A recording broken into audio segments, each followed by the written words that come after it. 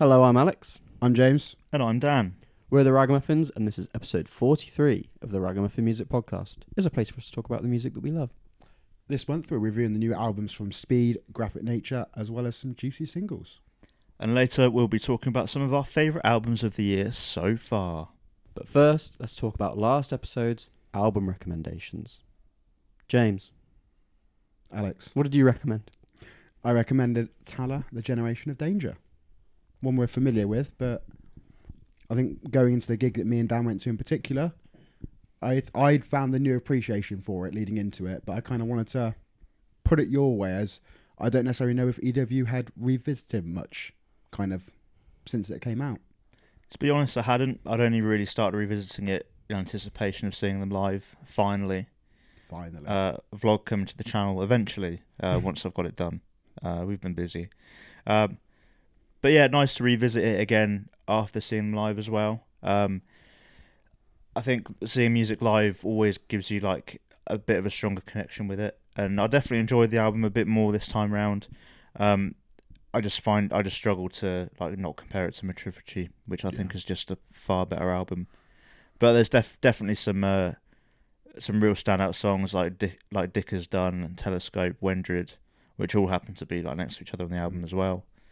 But yeah, it was nice to revisit it after seeing some of these songs live. Alexander. I found it to be a struggle, to be honest. Maybe it's because I didn't go to the gig. So I, again, like Dan said, because I have that a lot where it's like I hear something live and it kind of clicks in my brain like a notch deeper than it was before, if that makes sense. Mm-hmm. So maybe that would have happened if I'd gone to the gig, but I found it to just be, I can't think of any other word, but like daunting every time I put it on. Just thinking like, it's not only is it like a long runtime, but it is a very like musically dense album that requires quite a lot of your, or for me at least, not that I'm expecting like a band like this to be easy listening, but do you know what I mean? It's not an album that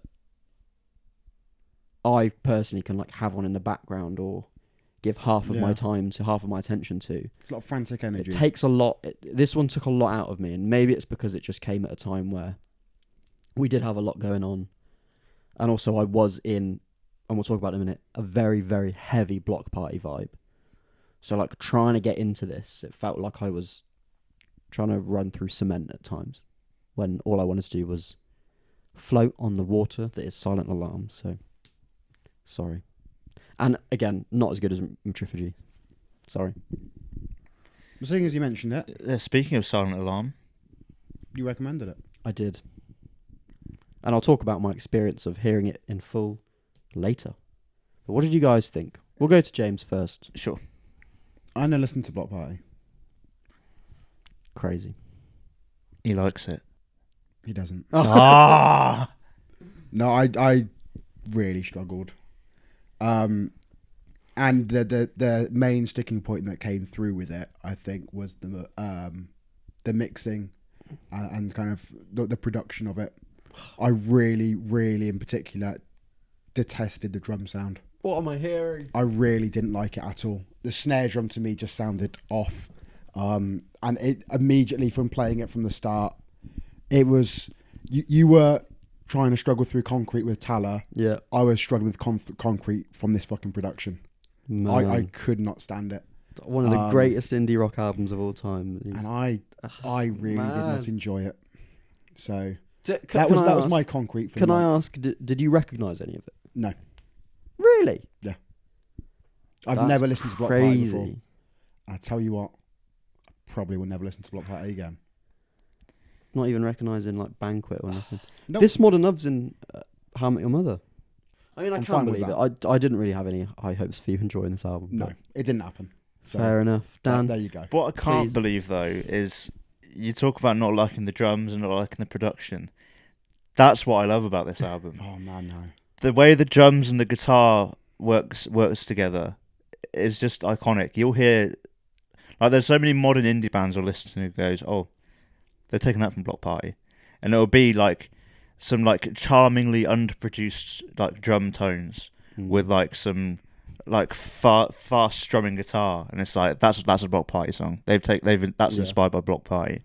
And I don't So listen to those bands. I think that's the charm of this album. I think that's what I really really like about it. You've charmed me. Thanks Block Party. You charmed me.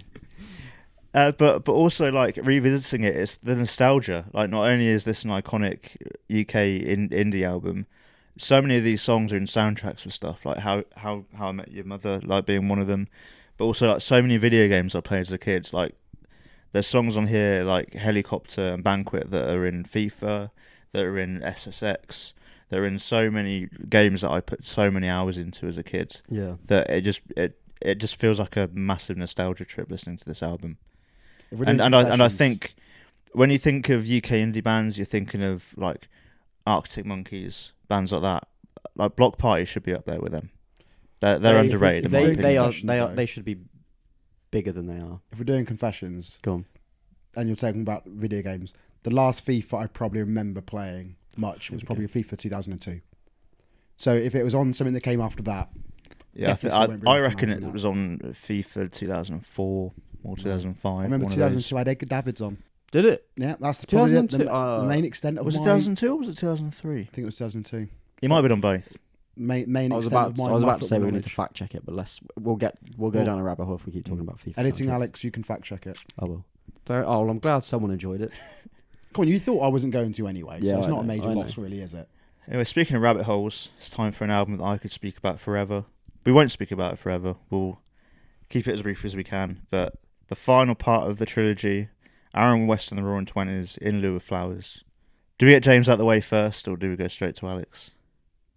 Let's get him out of the way. Let's go to James first. Listen to the prior episode of the podcast. It's finally over. You finally listened to the final I think part. my main part is I can appreciate it for what it is with it, but I really think I've got like acoustic guitar lethargy right now. That's a band name. Yeah, surely it probably is, and I'd have lethargy from listening to them. Yeah, I can appreciate what it was. I could tell there were some things different going on throughout it. You can kind of hear the progressions, and I can appreciate that throughout the 3 hours. That's what I was going to say. Could you not feel it pick up a bit more in like A terms bit of more, energy on this a bit album? more, but yeah, I think after 3 months, like I don't need to listen to an acoustic guitar for probably 3 years at this point. I'm now like racking my brain to think of an acoustic based recommendation for the end of this episode. It's all just going to keep going downhill from there. No, like I said, I can appreciate it for what it is. Yeah, Alex. Well, okay. First of all, I found it to be just bittersweet that we're at the end of this journey, Dan, to be honest. I was really enjoying myself going through this story. Now it's over.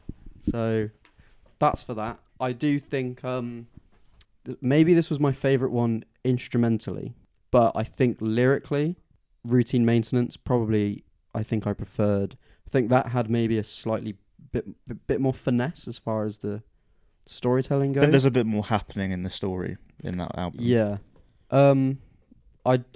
I really did enjoy this one. I felt like it probably was maybe 1 or 2 songs longer than it ought to be, as far as like narratively maybe.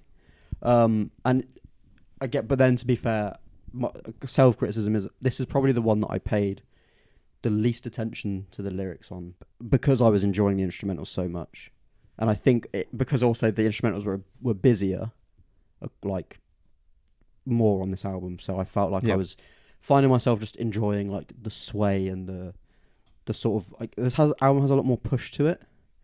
The best way I can describe it is like the first 2 albums, the first one especially, is like he's being dragged along. This one is him pushing himself. Do you know what I mean? So it's and it's weird like the first album's like very like heavily acousticy, and feels much more like a solo album.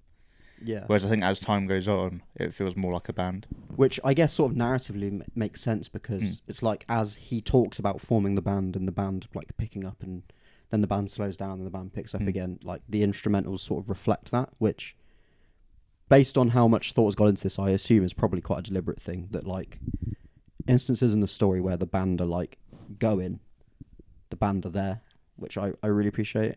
There was one lyric though that I I still got the screenshot that I forgot to mention last episode. It sort of tickled me because I thought it was just a very bit of a fourth wall break, and I just thought, oh, that's quite funny. But now I've got to try and find the song that it was on. The gist, I can't find the exact lyric, but I know I found it. It's in Running Toward the Light, and he says about how he used to hate all his dad's outlaw country bands because they'd lie through their teeth about the lives they lead when all I wanted were honest songs. And I think that's I appreciate the tongue-in-cheek nature of the fact that this is all fictitious, yet it becomes like believable that this is someone's life. I just thought that was quite a fun sort of little like wink at the audience that like. But at the same time, that's a lyric that I only revisited recently as well, and because it's only on this third album that it's revealed that Aaron's dad had an alcohol problem. That it makes me think: is he talking about? This is how deep like I can go with like some of these lyrics and all the symbolism and stuff. Like, made me realise maybe that lyric's not like literal. Maybe it's not about playing music.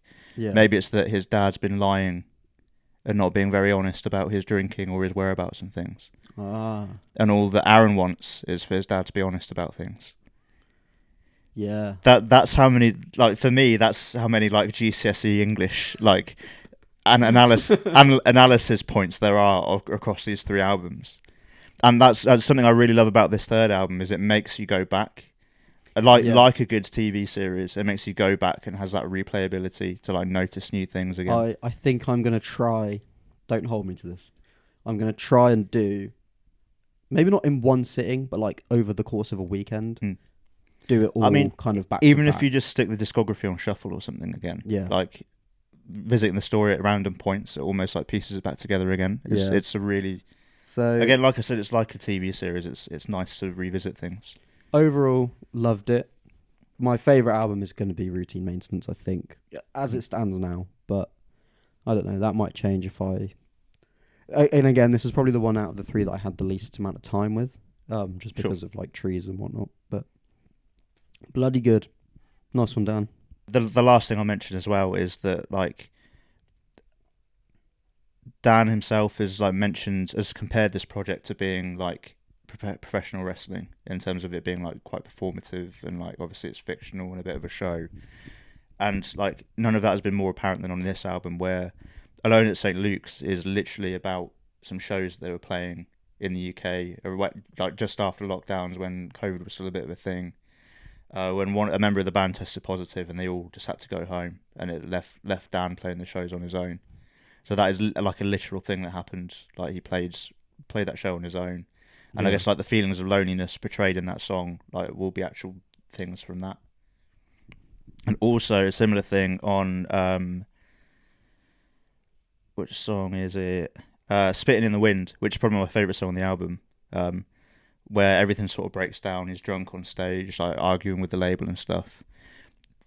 He's set up like an actual thing at a show in LA, where he kind of warned the label, "I'm going to call you out," like as a joke, and like he got the crowd to respond, was getting people to send messages to Eric, who he obviously names in the album, and then people at Hopeless.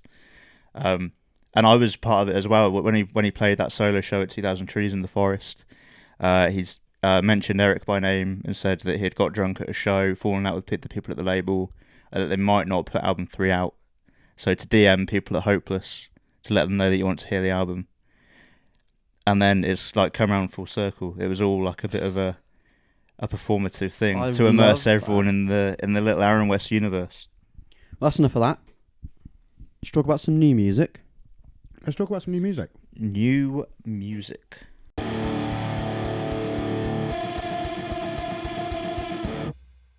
First things first, Enmore by Trophy Eyes.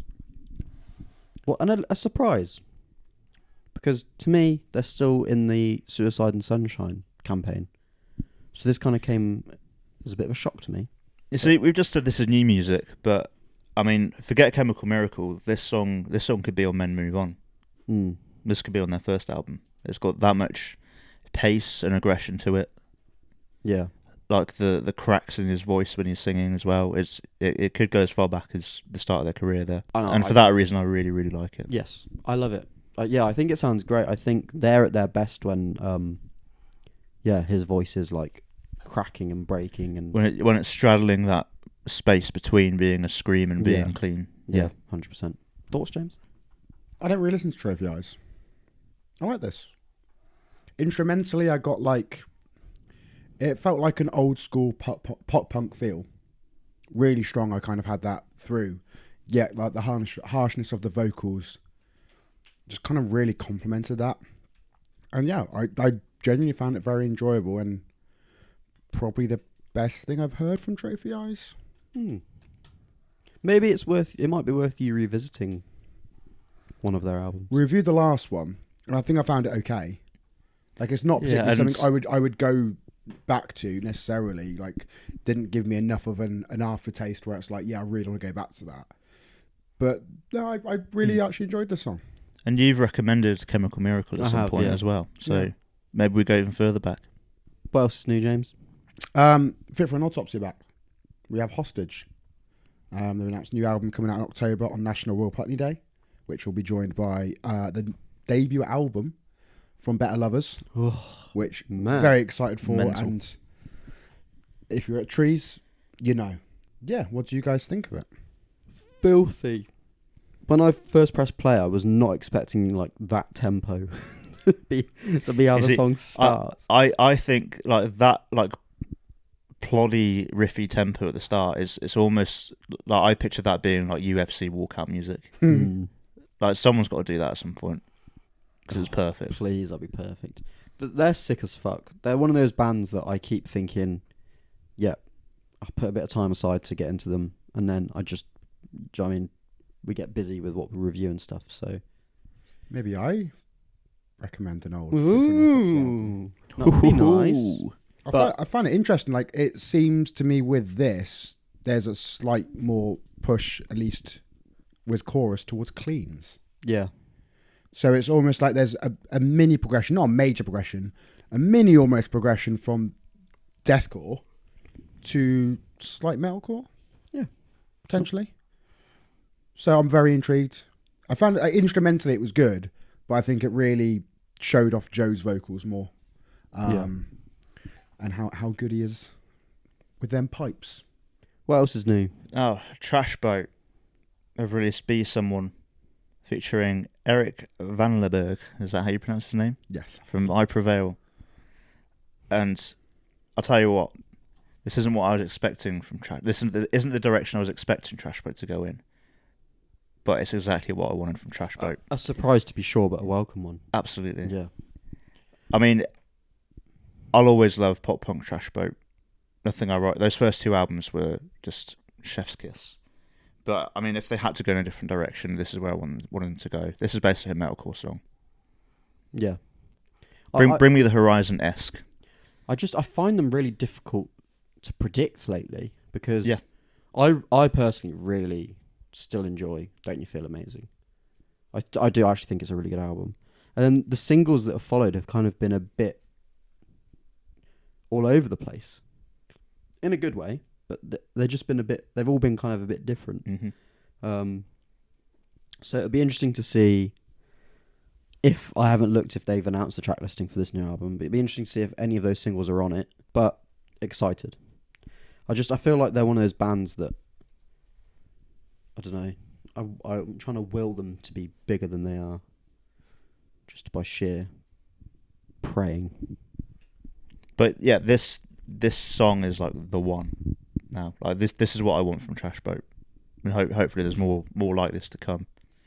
And I will say the album artwork looks very, very cool. Yeah. I'm a big fan. So I definitely came to Trash Boat a lot later than you two did. And I do enjoy it. I wasn't as blown away by this, to be honest. I think maybe I saw like Eric was tagged on and I kind of really expected something a little bit more. And I think I found Eric's feature to be the highlight of the song. It just didn't have, I don't know, it felt for me there was something kind of missing from it.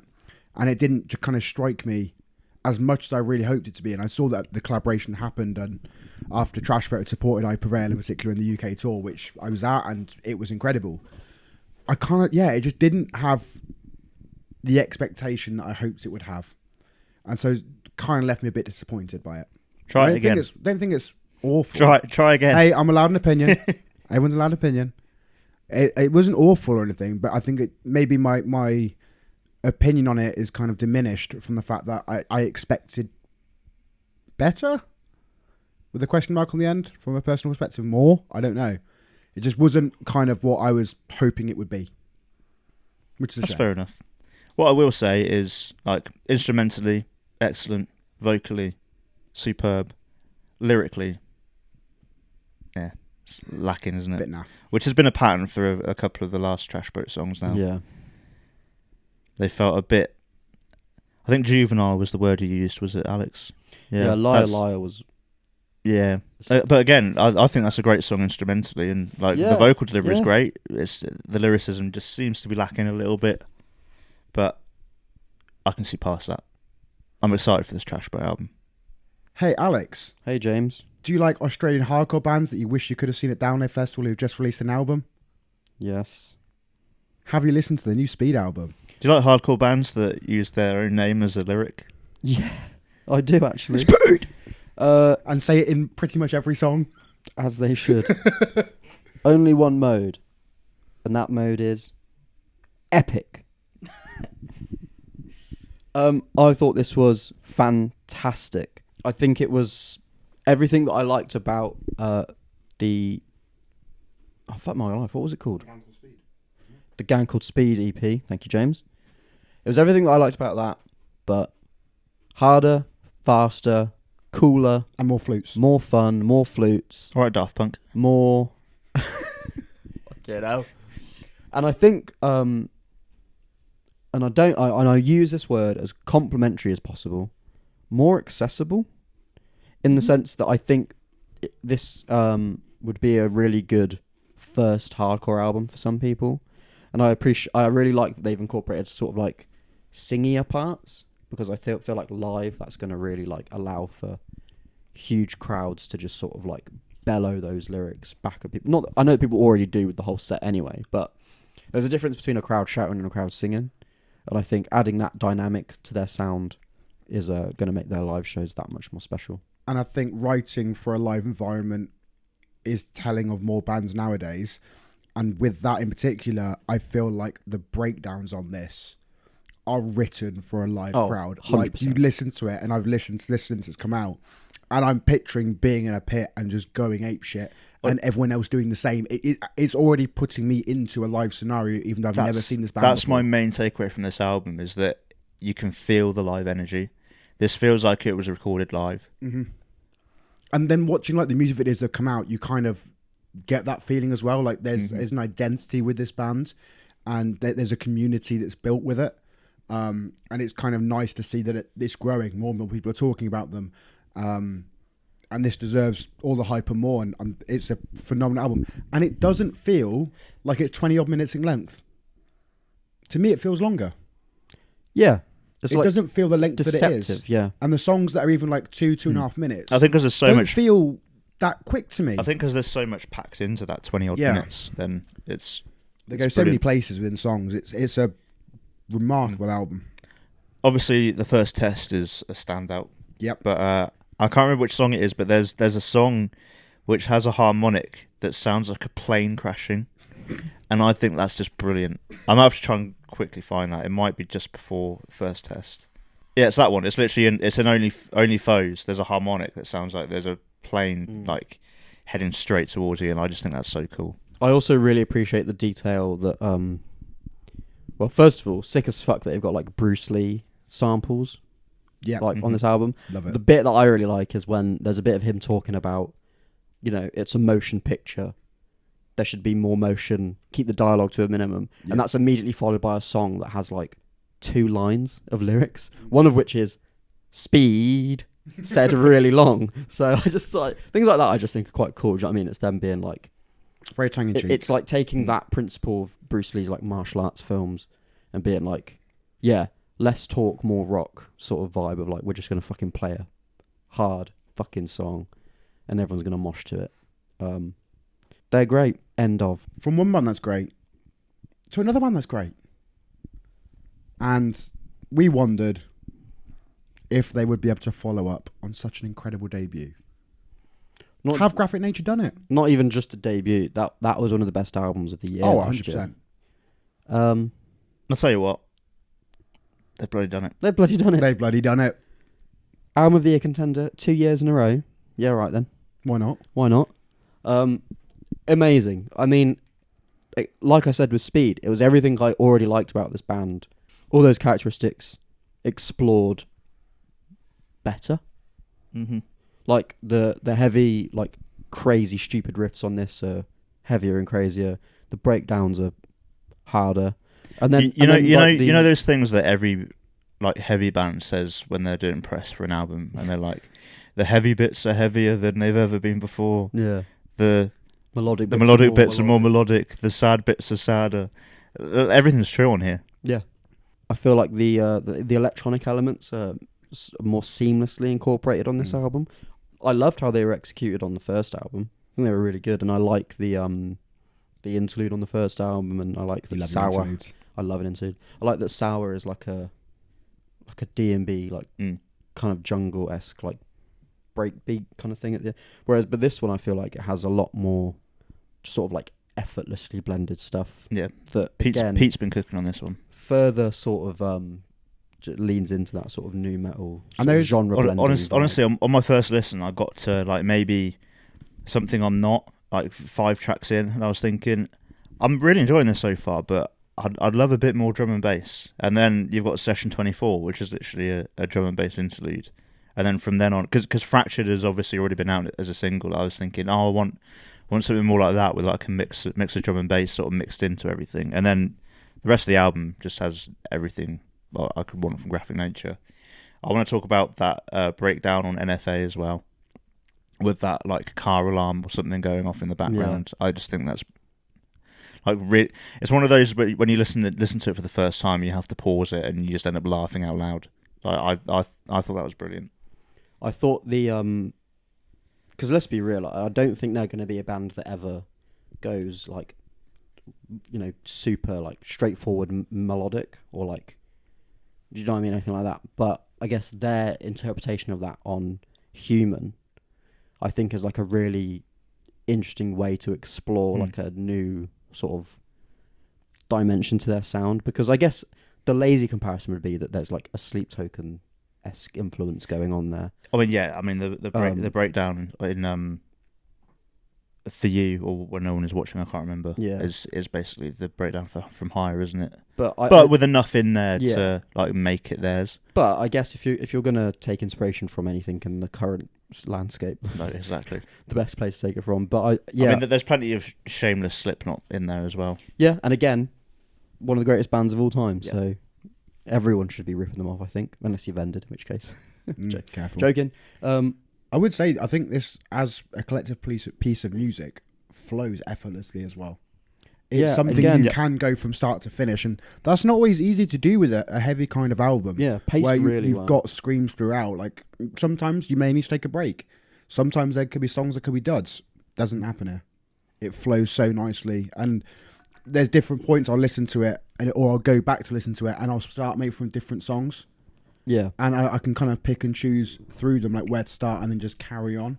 Yeah, no skips. And my favourite songs on it keep changing.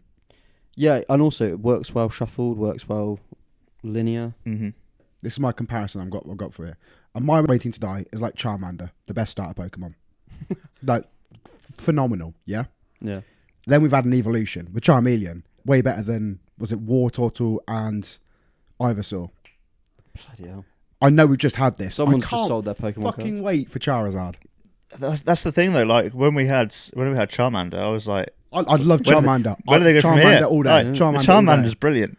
And then Charmeleon's fucking sick as well. Yeah, I mean Charmeleon came along, and I was like, "You really think you're going to be better than Charmander over here?" It's like, "Oh, okay, just yeah, fair enough, yeah." And give it time. So how good is Charizard going to be? Charizard is going to be fucking sick. So Graphic Nature, if you're listening, please name the third album Charizard. Can you imagine? That'd be so funny. But no, a phenomenal album. To conclude, this album is straight fire. Absolutely, and you can best believe that. There it is. He works in marketing. I know what he's doing. He has a way with words. This will be an album that we'll He's be been talking about. playing too much Pokemon Go recently. He has. This is an album that we'll be talking about at the end of the year. When we do our awards, I'm pretty sure it is safe to say this is going to be popping into each of our lists. I think this album might get another mention at some point in this episode. Yeah. Oh, yeah. But for now, let's move on. James, what's coming up soon? I'm going to be honest. We are reaching a quiet point of album releases right now. Boo. There's some good ones that are coming out September. Yeah. So it's not a big dip. Oh, September. Yeah. So this is August for you. This is what's coming up. I've got 6 albums for you. You tell me what you're most excited for. We got Call the Devil from Mushroom Head.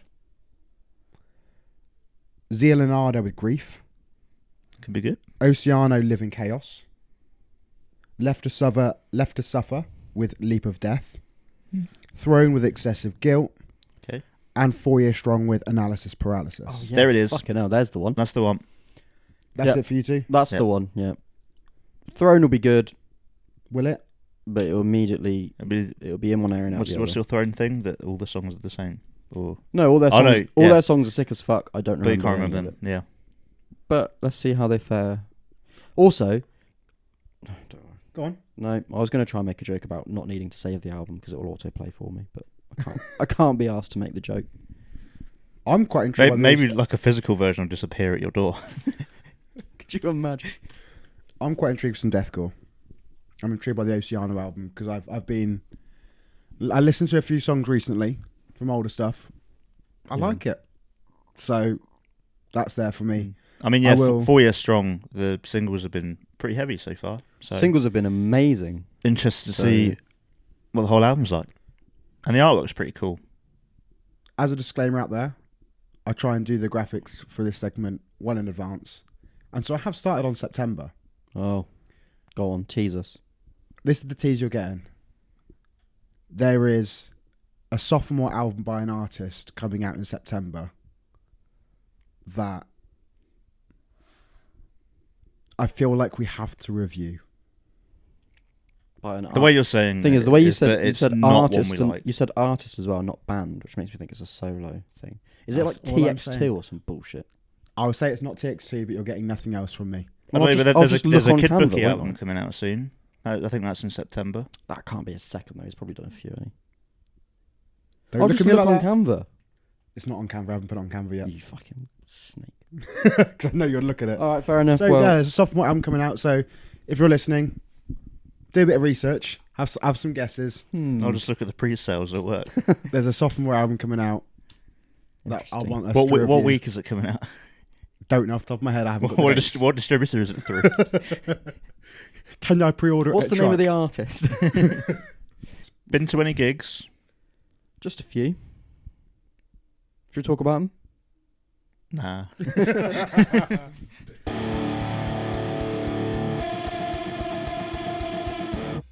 We went to Trees, but we've done a whole review, and there's a whole vlog about that. Watch so, it. We won't bother. It's and, sick. That's and, what you and need you to know that we had a It's good time. trees. Trees is always a good It's time. easy treesy. What else we done?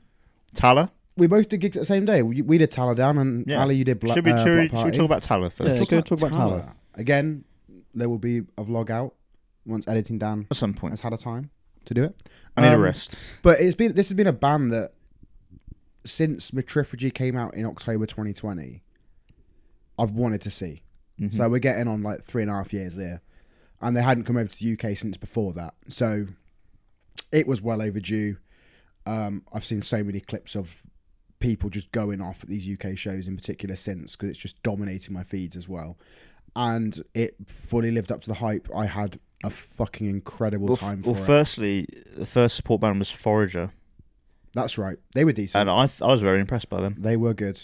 They really got the crowd going. Yeah. I mean, they were in the crowd for half the They set were. as well. But yeah, really enjoyed them. They're going to be at Burn It Down Festival as well. So We shall be there. they're playing I think it's the after party on the Friday night, I think. Nice. And then it was... So we'll be seeing them in the Apple and Parrot. Oh, what a pub. Great cider there. That's all I remember. Then we saw Bad Lad, who were the main support. It was the main support. I don't know if it's solo artist or if it's band. Which, I'm going to be honest, didn't really give me the vibe. I thought it was pretty good. Was Not my usual kind of thing. Kind of like Scarlord vibes, but with slightly more coherent screaming. And if you want my thoughts on Scarlord, go watch the reactions. Yeah, we've got a whole series because you guys keep commenting. You want more? But no, I thought it was decent. Not massively my kind of thing, but the crowd loved it. The energy was great. I think they broke one of their guitars, which was a shame. But again, excellent energy to get everyone rolled up. But then, the Tala. Oh my Christ! Yeah, And you made quite a big statement about the Tala show.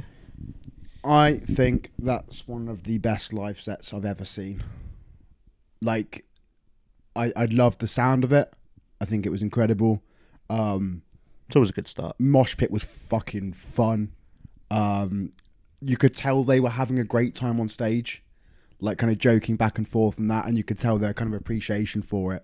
And I think part of that does obviously have the help of a build up of 3.5 years of wanting to see a band that you listen to repeatedly and haven't had the chance to do. Like, it's really scratching that itch of it. But then to have that and to go and see it and it pay off and more, because you could go see a band that could be disappointing. No, this was fucking incredible, and I'm having an internal debate constantly, kind of thinking about gigs this year, what I've been to, what I've got coming, and between this and Landmarks, it's a constant toss up between the two of what's my best gig this year, but I cannot see anything topping those two, and you might have to concede I might have to have a joint first when we come to the awards. This show was incredible, and please come over sooner rather than later again. They need a festival to book them. I'm surprised they'd go down really well at a festival. Something like Outbreak or Trees. I'm surprised they haven't. They deserve more. Did they do? I think they did Bloodstock a year or so They ago. did Bloodstock. Well, actually, I don't know. I think they did Bloodstock originally before album. They were booked post-pandemic, but ended up pulling out. Someone download Slam Dunk. Someone Trees. I mean, they're a Trees. perfect dogtooth band, aren't they? Definitely. Just book them for every festival next year. Bring them over. Or the Cave Trees, yeah. Good vibe. I really liked the venue as well. Downstairs at the Dome. Oh, yeah, what was that like? Formerly known. I didn't realise formerly known as the Boston Music Room.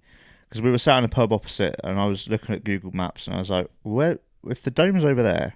Because I was assuming it's underneath the Dome. I was like, "If the Dome's over there," it's like, "Oh, there's loads of people queuing at the Boston Music Room. What's going on in there?" So anyway, when I searched on Google, it's the same place, isn't it? It's a new name. And it's deceiving. The Dome is more upstairs. Downstairs at the Dome's ground floor. Technically, the Dome should be upstairs at the Boston Music Room. There we go. That's what we need. There we go. But smaller than venue. The Dome? Yeah, smaller than the Dome. Smaller than okay. And I will say that I got to say hello to Justin and Max, and they were very lovely. But you weren't there on that day. Where were you, was Alex? not. I was at Crystal Palace Park for Block Party. It's 20 years celebration, Silent Alarm in full, plus the hits. We arrived later than kind of I'd hoped. So there were it was kind of a bit like a one-dayer. There was 4 support bands, I think. But we only got there for the Hives, who were very good. Wasn't paying it all that much attention because we were sort of it kind of had because it was a one day, it had food stalls and a bar and the merch and whatnot. So we did spend a good chunk of the Hive set just getting our bearings and mooching around. Is it a bit like a Gunnersbury Park kind of vibe? It's exactly like that. Yeah, my critique of the layout was that it was quite just narrow. Like Gunnersbury Park, when I saw Joji, it was I think in my head probably went wider than the main stage at Trees, as far as where the crowd could go. Whereas this one was very much kind of funneled into just a straight, quite a narrow straight. Anyway, whatever. The Hives are really very fun. They were one of those bands that I don't realise I know as many Hive songs as I do until they start playing them, and I'm like, oh, this was probably on FIFA, or this was probably on whatever game, or this was probably the soundtrack to a World Cup, or You're a big party band, aren't they? yeah. So they were very good, and then Block Party, I just had so much fun. I talked about recently. Oh, it was when I went to Trophy Eyes, and I talked about how much I enjoy the vicarious enjoyment of like you lot and like my loved ones at gigs. But this one was all me, baby. They opened with "So Here We Are." I just started crying. I don't know what's. I went through years of not crying at gigs, and then I've cried 3 times this year. Feels good, doesn't it? It feels great. I was just like overcome with. I find there's this minute of like, what the fuck's going on? Yeah. Why is this happening? And then you just sort of accept it. And I kind of sort of realised as I was there, and I was talking to Bryony about it afterwards, like, I've seen 3 bands this year who were like really significant in like my teenage, adolescent years, being Avenged, who were like my first heavy band, Paramore, who were like my emo band, and then Block Party, who were just one of those bands that I, as a teenager, I couldn't even wrap my head around like what was going on half the time. So it just felt good to sort of like have those experiences where it's just something you've waited so long for, and then it be as good as you hoped it would be. They didn't end. I was kind of expecting it to be Silent Alarm in full, in order, and then the hits, but it was essentially just a headline show with every song from that album played, jumbled up, which actually I kind of preferred. It was a bit more random, I guess. Yeah, it means you can't predict what song's coming next. Yeah, and I thought they were amazing. We sort of like got closer, and then we went back a bit, and then we got closer, and so it was nice to just like, oh, the hokey cokey. So it was nice. Did you put your left foot in and then out again? It was nice to sort of experience like different pockets of the crowd. Kind of like, obviously, the closer you get, the more like energetic and dancey and shoutier people are. But yeah, I just loved it. I thought they were amazing, and I said it before anyway, but it has cemented my belief that they can and should headline 2000 Trees. Definitely. Because that many people singing, you know, songs like Banquet and This Modern Love is an experience that I want to have at my favourite festival with all my favourite people. And again, Trees do a really good job of booking like your favourite band's favourite band. They've done it with Thrice. Yeah, it fits that same description, and I think they're one of those bands that like, you were probably, for a lot of people, especially of that generation, you were probably like an indie kid before you became an alternative kid. So there will be a lot of people that go to Trees that would have loved. James is disagreeing, but I was just thinking agreeing. I was a busted kid before I was a metal kid. I think there will be a lot of people that listened to Silent Alarm and probably Weekend in the City before they became like into like emo music. I agree, there is that, and I'd love it for you because I know how much you'd want it, but I would probably be at the Cave headliner. I loved it, and for my money, they're the best indie band of all time. Might not be the biggest, but they're my faves. If they don't play Trees next year, maybe they'll play Truck. And that was it. That's all the gigs I've been to. Do you want to talk about Truck Festival? Yeah, I was trying to do a segue then. Oh, sorry. Yeah, I won't talk too much about it because it's more of an indie festival, so not so much our audience. And also I was there for my actual real life job, but I got to watch Bob Vylan and Soft Play from side of stage, which was a magical experience after seeing both of his bands so many times over the last few years. Mainly Bob Vylan, obviously Soft Play have only been back for about a year or so, but yeah, it's a very, very life-affirming experience to be stood on the main stage with like 25,000 people stood in front of me. It's a bit mad. Love that for you. Yeah, very fun. They were all there for your set, Dan. And the new Soft Play album is very, very fun, and we'll probably talk about it more in a bit. Nice. Should we discuss things, maybe? Let's discuss, I don't know, maybe the best albums of the year so far.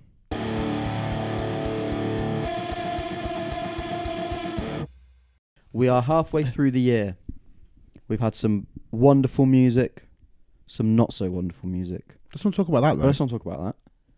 What's been some of the best albums of the year so far?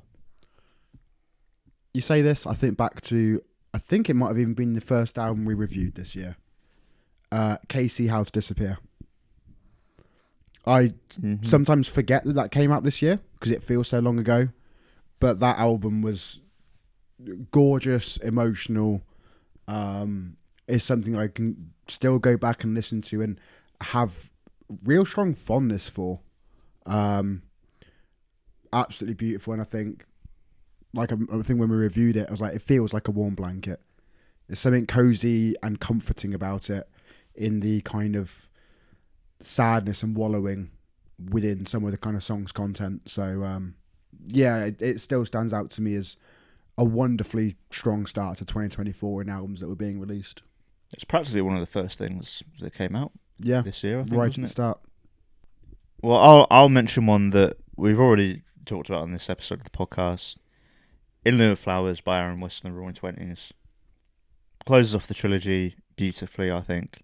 Probably the pinnacle in terms of that project's potential, sort of instrumentally, in terms of there being, like, some songs on there have up to 16 members with different wind instruments, different string instruments, doing backing vocals and things. And I think it just rounded off that trilogy beautifully.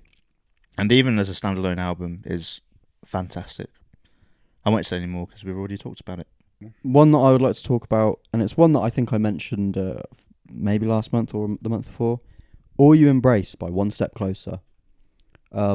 It's only gotten better for me the more that I've lived with it so far this year.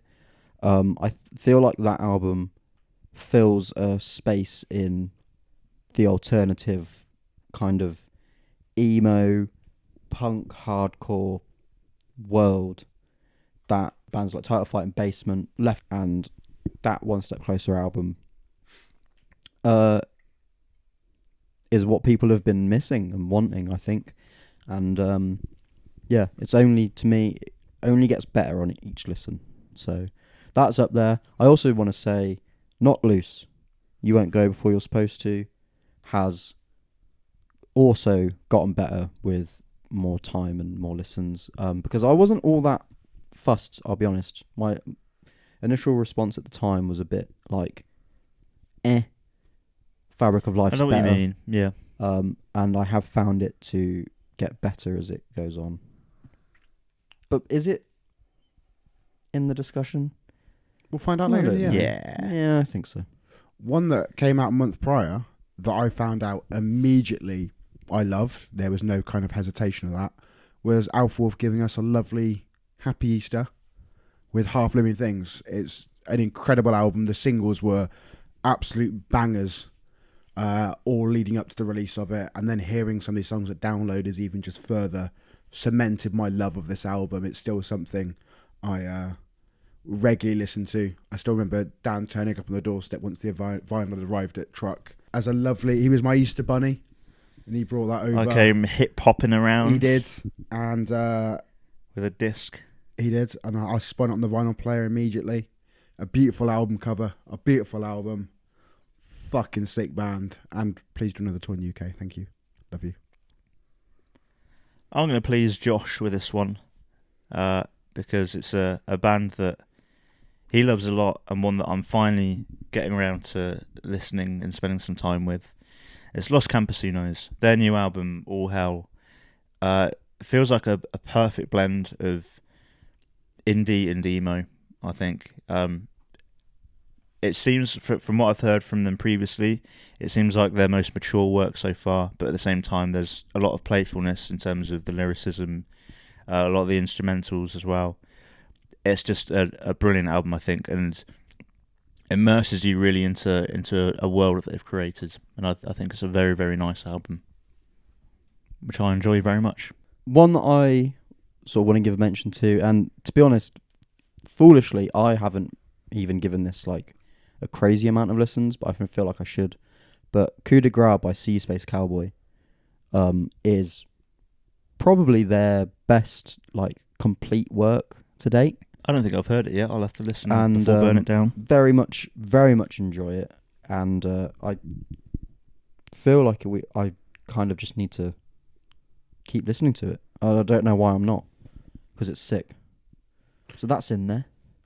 My question for you two: we like comeback albums, don't we? Love comeback albums, especially if a band's kind of released a bit of a stinker beforehand that we all hated. I forgot about this one. Who's he talking about? Neck Deep. Oh, do you know what? It's one I forget about from time to time, but I'm looking at my list of it, remembering how much I genuinely just enjoyed that album from start to finish. And Yep, I'm with obviously, having the prior album to compare it against helps this album for us in terms of perspective. See, that but was going to be my think- point. But honest, you weren't there for it. The songs live, especially again, is another reason why I think it just, as we said so many times in this episode in particular, kind of cements how much your kind of perspective and relationship with an album can change. Hearing songs like "Where'd You Go When We Go" and the "Sort fact that Yourself Out" live. they played every song off the new album bar one Yeah, live at that show, and it just cemented how like most of them, maybe apart from one or two, are absolute bangers. Dumbstruck Dumbfuck as an Absolute opener bangers. was absolutely incredible, and so it's maybe not the best album of the year, but I think it's definitely one that needs to be talked about as we're talking about this first half of the year and fantastic albums. It's one that I've gone back and revisited, and it was really, really enjoyable to have, and kind of, in a way, saved Neck Deep for me, because I think if it would have been another negative release, kind of from my perspective and what I wanted for, my interest would have dwindled. I was already nervous kind of going into it and hoping it wouldn't end up that way, and I'm so glad it didn't. I do wish they'd spend more time in the UK though. I do. It does seem to be... We get They're becoming pretty much strangers. one show a year, Yeah. like Ships in the Night. Oh, well, we haven't talked about soft play yet. All right, let's talk about soft Because play. I was listening to this album pretty religiously this last week. Maybe at the expense of listening to everything that we reviewed. Because I couldn't take myself away from it. I was having so much fun. It's great, isn't it? And my initial reaction to it was, this is their best album, personally, in my opinion. B, it's everything I want out of a soft play album in terms of... Brilliant. In terms of the balance of, like, I guess, quote-unquote, serious songs to fun. That's one of my main takeaways from it. I think it's balanced really well. I won't interrupt you because you seemed like you had a third point lined up. My third point being, my kind of like initial thought in my head was, this is really good for a soft play album. And then I thought, no, it's just a really good album. Like, it is just... And I love Speed, I love Graphic Nature. This is the album this month that I've probably spent the most time with.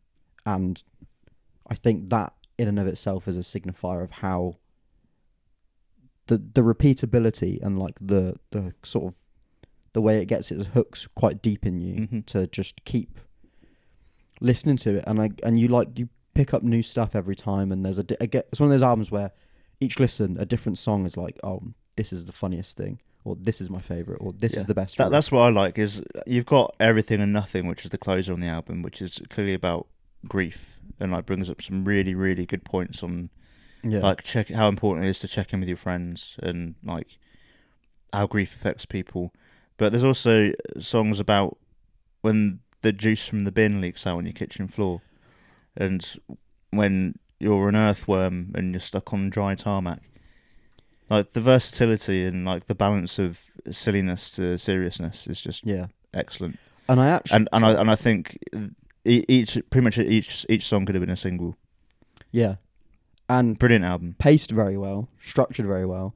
I actually think Binge Use Disaster, for how like sort of funny and tongue-in-cheek the lyrics are, I think this is just my interpretation, but because that follows Isaac as Typing, which is obviously him sort of grappling with like his OCD and some of his mental health issues, I feel like Binge Use Disaster is like trying to make light of probably something that is a consequence or you're probably right, an after effect of like his OCD. Because I thought the same about Worms like on Tarmac. It's probably actually about helping people. Yeah.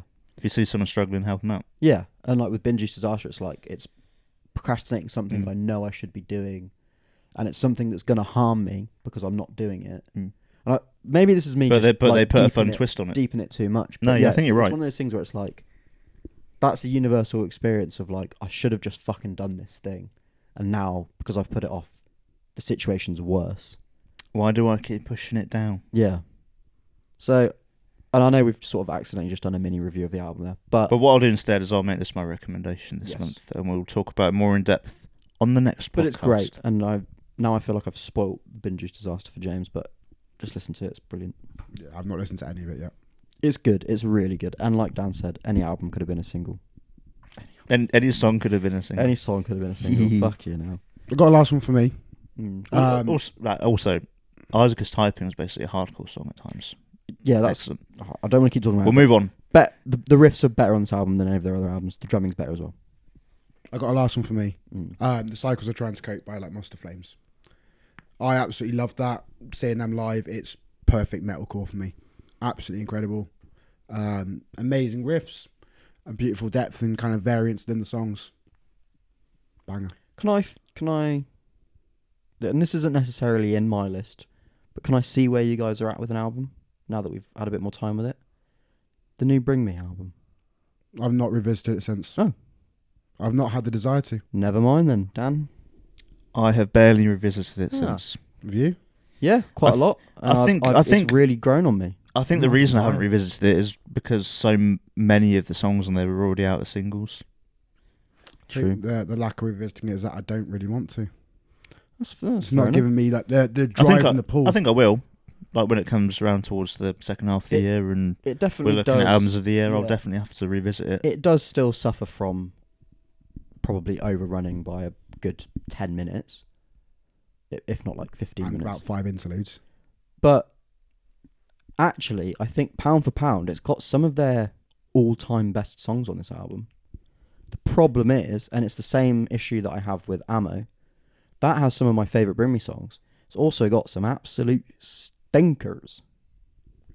And so what makes an album good? Is it the cohesiveness of it? I guess it is, isn't it? So I'm not talking about best songs of the year. I'm talking about best albums. Sometimes you're only as good as your weakest song. Yeah. The question you're asking is when Yes. you look at an album, do you have to consider all the songs? And you do. Really. Yeah, you do. I realised that was kind of a stupid question, but No, it's not a stupid I guess question. because in my head, like Amen and Kool-Aid are like two of their best songs, like ever for me. So that does a lot of maybe that's doing like a lot of the heavy lifting for this album. But I actually think they've got stuff like Utopia and Top 10 Statues that have quietly like really. Top 10 Statues was one of my favourites. Yeah, that's crept up like my most listened to stuff of the year so far. So I think it's good. I don't think it's probably by the end of the year. I don't think it will probably be in my top 5. But just wanted to. I wonder if it's because of our listening habits, because you're very playlisty. Yeah, and I like to listen to a full album. Maybe maybe that's why you've been like finding it easier to go back to it. Yeah. Much to think about. Do we want to? I can't really think of any more. Well, obviously, Graphic Nature gets a mention, but we've talked about that. Speed gets a mention. Talked about that. Well, I guess, but let's not say what our favourite is. Let's keep it. But is there anything in the back half of the year that we're most excited for? Because I've got one. Better Lovers. Oh, yeah, I've got 2. Fit for an Autopsy. Trash Boat will be Boston good. Manor. Boston Manor is saying that this album's going to be their best album, which I know we mentioned it earlier. Like bands always do that, but hang on, they've been quite self-aware of saying like the previous album was maybe a bit too short, and that this one's a full like balls to the wall guitar album. The as yet announced Landmarks album that I'm still waiting to be announced. I wonder if that Basement album comes out this year. Because we know they're cooking. I think they'd it be probably cooking. Does. For me, it's Harriet. Shit, yeah, of course. Expanding into a full-length album. Yeah, that's exciting. The soundscape that they create. That's going to be really good. That's going to be a headphones on, darkened room, devoured by the mouth of hell. That's my most anticipated album for the rest of the year, personally. Dream Theater. Oh, would love a new Dream. I mean, there's no, it's happy. It's coming out late this year. They haven't announced it. Oh, it is. There's something coming out in September which James hasn't revealed to us yet. It could be we that will album. be reviewing, and you will learn. We'll be reviewing it. So I'm making us review. Okay. It's a sophomore album. I love how. But was it we liked the first album, or did we not? I don't think any of us listened to the first album. Right. I'd be, put it this way, very surprised if any of us listened to the first album. And okay, my last clue is that if I'm writing it, the first album came out in the 2000s. Oh, fuck me. Oh, and it's a comeback, isn't it? So how are we supposed to know who that is? So You get nothing else. You get nothing else. They did one album in the 2000s. Let me verify. I'm not broke giving you an up. exact date. I'm not giving you that. Now Yeah, I'm they're trying to back. verify it. Things I'm thinking of. Yeah, mid 2000s. I'm thinking of Fight Star, but we'd like that. Also, they've definitely done more than one album. Yeah, they probably have. Well, we'll see, won't we, in the next episode? Yes, you will. And we are definitely reviewing. Is it actually within... Okay, this is the last question. Are they within alternative music? No. Oh. It could be like fucking N-dubs or something. No. This might end up being collectively our album of the year. Oh, for God's sake. No, the thing is, It's I not don't know gonna if be you're then, being is it? serious. You're probably not, so...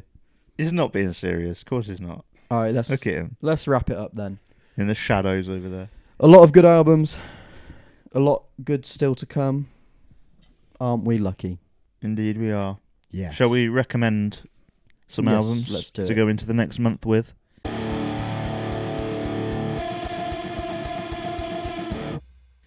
I mean, we've already mentioned my one. It's going to be Soft Play, Heavy Jelly. Purely because we didn't really give it a proper review on this episode. Gives James a chance to check it out. As I mentioned, I saw them side stage. That was good. As mentioned earlier, I'm going to do an older fit for an Autopsy album. I'm going with 2017's The Great Collapse. I'm going to go for... I talk a lot about Feel Something by Movements being one of the best albums of its time. Talk a lot about Ruckus being such a refreshing change of direction. But we don't talk about is No Good Left to Give. And that's because I don't think I really gave it a fair crack at the time. It was a 2020 album, so it probably also got a little bit lost within the pandemic. Well, this is a good chance to see if it has any good left to give. And I'm sure it does. And Pat himself, I saw in an interview where he said some of his personal favourite Movement songs are on this album. So make of that what you will. That's my recommendation because I couldn't think of anything else. Also, their EP, is it Outgrown Things, has been repressed on vinyl. Did you know? Yeah, crazy that. Interesting. Truckmusic.store. Might not be on there yet. And that's it. The end of another happy episode. Another happy landing. Another happy landing. James, tell the people things for the outro. Things for the outro. Obviously, subscribe, like, comment, let us know what your favourite albums of this year have been so far. Like, come on, join the Ragamuffin Club. It is in the description. You've heard us talk about it before. It's free. Everyone loves free things. We can all talk about music together more. We're going to be having these discussions, especially towards the end of the year. This discussion we've just had doesn't stop here. Doesn't stop here. It continues in the club. It continues in the Ragamuffin Club. If anything, it started there. Yeah, exactly. Fun, free and friendly. We can all talk together about music and have a wonderful time. We've got Burn It Down Festival coming up. Hell yeah. We'll be there. If you're there, come and say hello. We are very much looking forward to that. We hope to be at the end of interviewing August. some bands, and We we'll are. be doing a vlog. So, busy times ahead. Maybe a lot of Misery Loves Company. maybe Visualize Company might be happening. Maybe That's see you in that's Bristol again. September though, isn't it? Yes, it is. Still on the horizon. Yeah. I mean, might as well subscribe now. Just get ready for it. Why delay it? And then when you're there, just go to Ragamuffin 666 on all of social medias. All of them. All of the social medias. Not Threads. No, not Threads. We are on we're on but we don't Threads. use it. Oh, okay. Don't use it. I had I it. think for anyone all of- does. I had it for all of 2 days, I think, downloaded on my phone, and I was like, this is shit. Not even Zuckerberg. So, I mean, you can follow us on Threads, but We're you not ain't on going to see anything. We're not on Snapchat either. No, we're not on that. No. Twitter, And you can't- Instagram, and actually, Facebook. you can't join our WhatsApp group chat because that's just the three of us. Yeah. We are on LinkedIn though. We actually. Yeah, I've set us up a LinkedIn page. And that's something that Alex See? find out. Follow us on LinkedIn, TikTok, whatever it is. We might do some live streams on TikTok soon. Oh, yeah. That might happen. Let's So do if you that. reach this point, Fucking hell, well turn your done. notifications on. And then, yeah, that's about it. Have a good time. I always feel like we've got really drunk for this outro Yeah, bit. we just lose... Words? I said tell people things for the outro, and that felt like that was an hour ago. Right, that's it. It's over. James has told you everything you need to know. I helped. Subscribe. Dan helped. I did nothing, but I'm editing this, so that's me. Yep. Bye. Bye. See you later.